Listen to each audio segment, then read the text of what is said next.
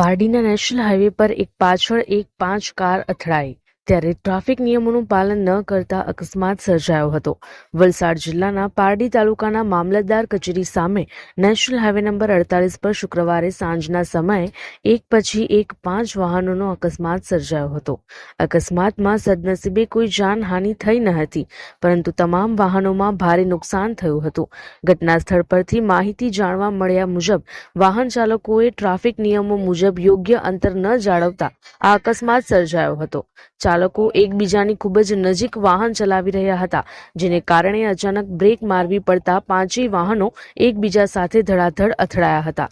અકસ્માતમાં સૌથી આગળ અર્ટિગા કાર નંબર GJ26AB7243, ત્યારબાદ I-20 કાર નંબર GJ15CJ0820, ત્રીજી અર્ટિગા કાર નંબર GJ26AB8087 તેમજ Maruti van car number GJ15DD8574 અને છેલ્લે ટિગોર કાર નંબર GJCP0564 સામેલ હતી।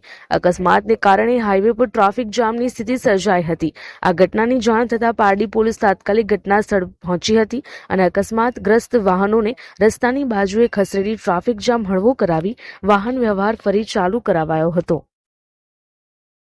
અમારી લાઈવ ન્યૂઝ 24 ચેનલને સબસ્ક્રાઇબ કરો,